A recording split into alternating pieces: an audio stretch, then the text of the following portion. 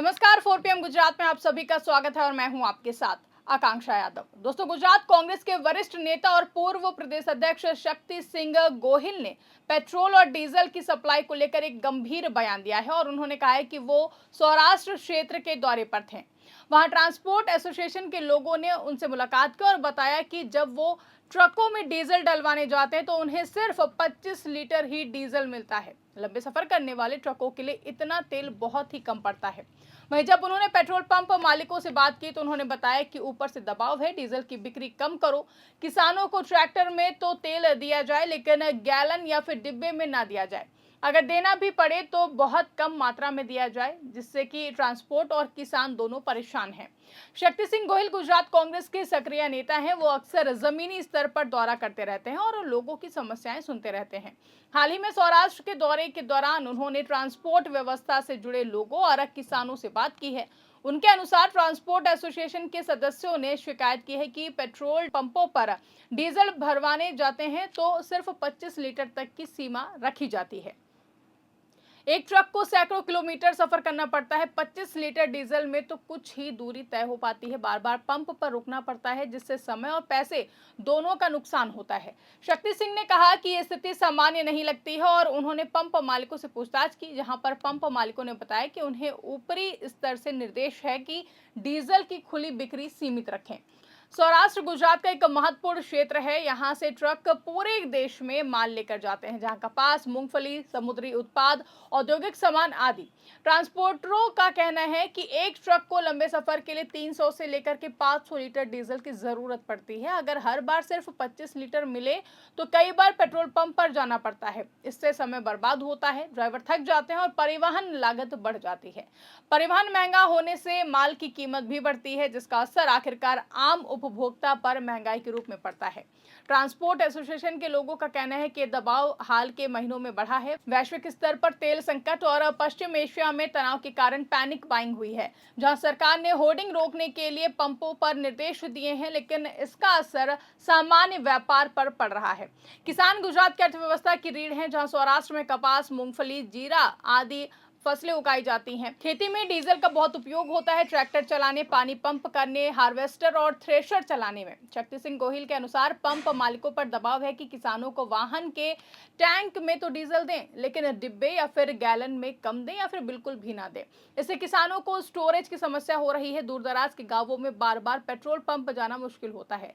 फसल कटाई के मौसम में डीजल की लगातार जरूरत रहती है। अगर सप्लाई सीमित रही तो फिर खेती का काम रुक सकता है, मजदूरों को इंतजार करना पड़ सकता है और फसल खराब होने का खतरा भी बढ़ सकता है।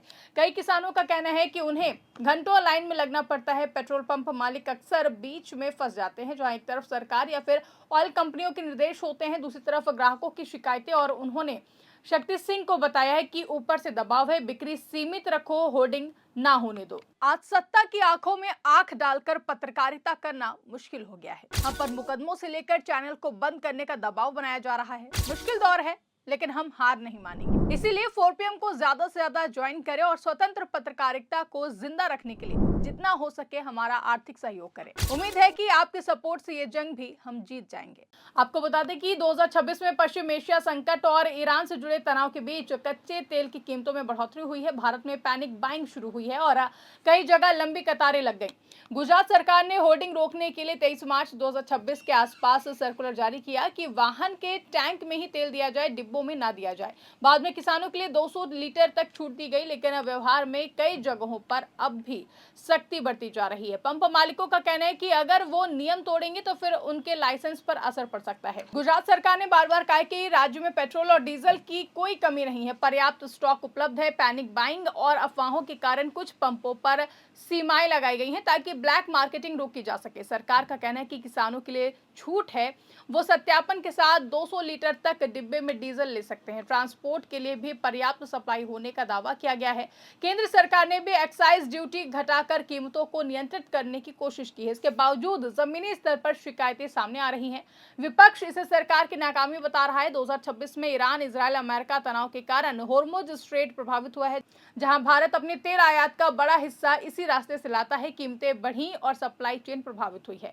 देश भर में पैनिक बाइंग शुरू हुई। गुजरात, महाराष्ट्र, उत्तर प्रदेश आदि राज्यों में लंबी लाइनें देखने को मिली। वहीं इस स्थिति में कई राज्य सरकारों ने होर्डिंग रोकने के लिए कदम उठाए हैं। गुजरात में भी यही किया गया, लेकिन इसका असर सामान्य उपयोगकर्ताओं और खासकर ट्रांसपोर्टरों और किसानों पर पड़ा है। पेट्रोल और डीजल महंगा होने या फिर सीमित मिलने से हर चीज महंगी हो जाती है। गुजरात जैसे औद्योगिक राज्य में ये और बड़ा मुद्दा बन जाता है, जहां ट्रांसपोर्टरों का कहना है कि लागत बढ़ने से उनका मुनाफा घट रहा है और किसानों का कहना है कि खेती का खर्च बढ़ रहा है। आम आदमी बाजार में महंगाई महसूस कर रहा है।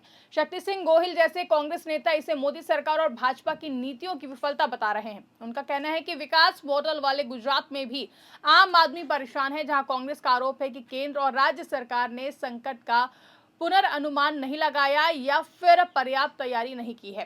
पंपों पर दबाव डालकर समस्या छुपाने की कोशिश की जा रही है। वहीं सरकार का कहना है कि ये वैश्विक समस्या है और भारत स्थिति को बेहतर तरीके से संभाल रहा है। ये समस्या सिर्फ गुजरात तक सीमित नहीं है। कई राज्यों में किसान और ट्रांसपोर्टर्स इसी तरह की शिकायतें कर रहे हैं, जहां दिल्ली, पंजाब, महाराष्ट्र आदि राज्यों में भी डीजल सीमा और लंबी लाइनों की खबरें सामने आई हैं। किसान यूनियन ने मांग रखी है कि फसल कटाई के मौसम में डीजल की उपलब्धता सुनिश्चित की जाए। जानकारी के अनुसार समाधान के तौर पर पंपों पर सख्ती निगरानी के साथ जरूरतमंदों को आसानी से डीजल उपलब्ध कराया जा सकता है। किसानों के लिए विशेष डीजल कोटा या फिर सब्सिडी दी जा सकती है। ट्रांसपोर्टरों के लिए बल्क सप्लाई व्यवस्था बनाई जा सकती है। अफवाहों पर रोक लगाने और पारदर्शी जानकारी देने की जरूरत है। लंबे समय से सोलर पंप जैसी नवीकरणीय ऊर्जा को बढ़ावा देना भी जरूरी है। शक्ति सिंह गोहिल का बयान गुजरात के सौराष्ट्र क्षेत्र में चल रही जमीनी समस्या को उजागर करता है, जहां 25 लीटर डीजल की सीमा और डिब्बों में तेल न देने का दबाव ट्रांसपोर्टरों और किसानों की परेशानी बढ़ा रही है। वहीं सरकार का कहना है कि कोई कमी नहीं है, लेकिन जमीनी हकीकत कुछ और ही कहानी बयां कर रही है। पश्चिम एशिया संकट ने पूरी व्यवस्था को प्रभावित किया है। अब जरूरत है कि केंद्र और राज्य सरकार मिलकर ठोस कदम उठाए, ताकि आम आदमी, किसान और व्यापारी सभी को राहत मिल सके। ईंधन की उपलब्धता और कीमतें सिर्फ आर्थिक नहीं बल्कि सामाजिक मुद्दा भी बन चुकी हैं। गुजरात जैसे राज्य में जहां पर विकास की बात होती है, वहां ऐसी छोटी लेकिन महत्वपूर्ण समस्याओं को नजरअंदाज नहीं किया जा सकता। आपको बता दें कि शक्ति सिंह गोहिल ने जो मुद्दा उठाया उस पर सरकार को जवाब देना चाहिए और स्थिति सुधारने के लिए प्रभावी कदम उठाने चाहिए।